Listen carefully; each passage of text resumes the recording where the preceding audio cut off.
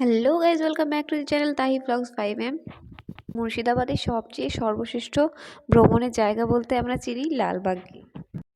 তো আমরা যেহেতু হাজারদুয়ারি অনেকবারই এসেছি, তাই আমরা আর হাজারদুয়ারি গেলাম না, সোজা চলে গেলাম কাঠগোলা বাগান। নসিপুর রাজবাড়ি থেকে উত্তর পূর্বে 1 কিমি পথ গেলেই একটি সুন্দর প্যালেস বাগান ও পরেশনাথের মন্দির দৃষ্ট হয়। এটাই কাঠগোলাপ বাগান নামে পরিচিত। বৃহৎ আকার এই বাগানটি মূল্যবান বৃক্ষ ও পুষ্পে সুবাসিত থাকত। জিয়াগঞ্জ কলেজের প্রতিষ্ঠাতা শ্রীপাদ সিং এর পূর্বপুরুষ লক্ষ্মীপদ সিং তিনি এই বাগানটি তৈরি করেছিলেন। এই বাগানের মধ্যস্থিত প্রসাদে বহু মূল্যবান আসবাবপত্র ও মর্মমূর্তি বিরাজমান। বর্তমানে কাঠগোলা বাগান পূর্ব গৌরব হারিয়েছে। সেসব কথা থাক, আমরা যাই সামনের দিকে। সামনে ঢুকতে না ঢুকতেই চোখে পড়লো একটি চিড়িয়াখানা, যেখানে দেশ বিদেশের নানা রকম রং বেরঙের পাখি ও মাছ দেখতে পায়। আর হ্যাঁ, চ্যানেলটিকে সাবস্ক্রাইব করে বেল আইকনে অল করে রাখবেন, যাতে সব প্রথমে আপনার কাছে ভিডিওটি পৌঁছায়। আর আপনারা ভিডিওটি কোথা থেকে দেখছেন সেটা অবশ্যই কমেন্টে জানাবেন। আমি আরও অনেকগুলো কাচের ভিতরে দেখছি অনেক ছোট ছোট মাছ। এগুলোর নাম আমি জানি না, নিচে লেখা ছিল, সেটা আমি খেয়াল করিনি যেহেতু ভিডিও করতে আমি ব্যস্ত ছিলাম। এই ছোট ছোট মাছগুলো অনেক কিউট ছিল। তারপর আমরা এখানে বিভিন্ন রকম পাখি দেখতে পাই, যেগুলো আমাদের এখানে পাওয়া যায় না। অনেক দূরের অস্ট্রেলিয়ান বা আপনার চীনের অনেক দূরের দূরের পাখি এখানে সংগ্রহ করে রাখা হয়েছে খুব যত্ন সহকারে, এবং এদেরকে ঠিকঠাক সময়ে খাবার দিতে হয়। এদের খাবার অন্যান্য রকম, যে যা খায় তাকে সেভাবে দেওয়া হয়। আমরা এখান থেকে দেখতে পাচ্ছি ছোলা বা ভুট্টা দেওয়া আছে, হয়তো তারা এগুলোই খায় বা খেতে পছন্দ করে, তাই এদেরকে দেওয়া আছে এখানে। এই যে পাখিটাকে দেখতে পাচ্ছেন, এটা অনেকটা বন মুরগির মতো। বন মুরগিগুলো যেমন হয় ঠিক তেমন। এটা টিয়া, ব্লু কালারের এটা টিয়া পাখি। এদের খাঁচাগুলো রড করা আছে, তাই খুব একটা ভালোভাবে দেখাতে পারলাম না, এক্সট্রিমলি সরি।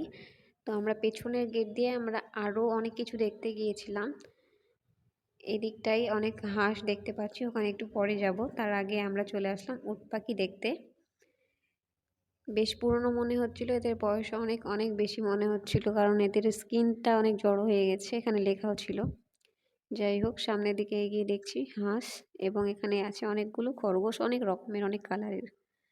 বেশ সুন্দর লাগলো ঘুরতে। তারপর এগুলো তো সবাই চেনেন, সবার বাড়িতে থাকে, এটা হলো পায়রা। যাই হোক, এই ছোট্ট চিড়িয়াখানা ঘুরতে বেশ মজা লাগলো। আমরা এরপরে বেরিয়ে যাব। যাওয়ার সময় মনে পড়ে আরেকটি জিনিস দেখা তো হয়নি, এটা হলো কাকাতুয়া। কাকাতুয়া দেখাতে হয়তো ভালো পারছি না, ব্লার হয়ে যাচ্ছে, ফোকাস করছি এই রডটাকে। কাকাতুয়া আরও নতুন নতুন বদ্রি পাখি, এগুলো দেখলাম। এগুলো আগে থেকে দেখা ছিল, সার্কাসে দেখতাম ছোটোবেলায়, এখন দেখছি অনেক দিন পর।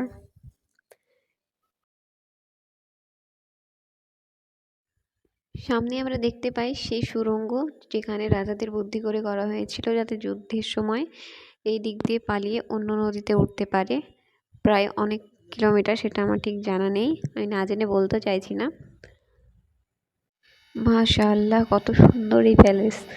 যেন মনে হচ্ছে এখনও তারা যদি থাকতো, না জানি কত সুন্দর হতো আমাদের দেশটা, বা আমাদের এই লালবাগের চারি সাইডের পরিবেশটা কত না জানি সুন্দর হতো। সামনে যে ঝিলটি দেখতে পাচ্ছেন, এবার আমরা সেটাকে দেখতে যাব, কারণ আমি এবার যতবারই এসেছি এখানে আসিনি। এই জায়গাটা অনেক ভিড় থাকে। এখানেও রং বেরঙের মাছ আছে, আপনারা দেখুন বুঝতে পারবেন। আমরা খুব সাবধানে আস্তে আস্তে যাচ্ছি।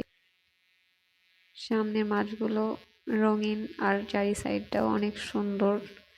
মনে হচ্ছে না এখান থেকে যাই। যাই হোক, তারপরে আমরা হাঁটতে হাঁটতে বোটিংয়ের দিকে গেলাম। আমরা গেলাম না, কারণ জল দেখে খুব ভয় লাগে আমার। একটা মন্দির দেখতে পেলাম, জুতো খুলে প্রবেশ করতে বললো, আর আমি পরেছিলাম শু, তাই গেলাম না। এনিওয়ে, নতুন কুটুম দেখতে পেলাম। এই উঁচু জায়গাটাই নবাবদের আমলের মহিলারা নৃত্য পরিবেশন করতো। তারপরে আমরা চলে গেলাম হাজারদুয়ারি। হাজারদুয়ারি প্যালেসের ভেতরে ঢুকলাম না, কারণ ওখানে ফোন অ্যালাউ নেই, তাই আমি ভিডিও করতে পারবো না। হাজারদুয়ারি ঠিক পেছনের গলি দিয়ে এই ছোট্ট বাজারটি পড়ে। এখানে সুন্দর সুন্দর ঘর সাজানোর জিনিস পাবেন। অনেক ঘোরাফেরার পরে আমরা খেয়ে নিলাম পাপড়ি চাট, আপনারা ট্রাই করতে পারেন। আর কিছুক্ষণ পরে আমরা ভাত খেয়ে নিলাম এবং রওনা হলাম মতিঝিলের দিকে। লালবাগ সিংহী উচ্চতর বিদ্যালয়ের সম্মুখে রাস্তা ধরে সোজা 2 কিমি পথ গেলেই মতিঝিল পৌঁছে যাবে। সেই সময় ওই ঝিল প্রচুর পরিমাণে মতি সংগৃহীত হয় বলে ওই ঝিলের নামকরণ হয়েছিল মতিঝিল বলে। নবাব আলীবর্দী খাঁর সময় আমাদের বহু অট্টালিকা প্রস্তুত করবার জন্য ইটের প্রয়োজনে সেই সময় খাদ কাটা হয়েছিল। উক্ত খাদগুলি মতিঝিল নামে পরিচিত হয়ে মতিঝিলের রক্ষণাবেক্ষণের জন্য আলীবর্দী খাঁর জামাতা নওশেজ মোহাম্মদ ঝিলের তীরে নিজ পত্নী মেহেরুন্নেসা ইতিহাসে ঘসেটি বেগম নামে খ্যাত বসবাসের জন্য এক অপূর্ব সুন্দর অট্টালিকা প্রস্তুত করেন।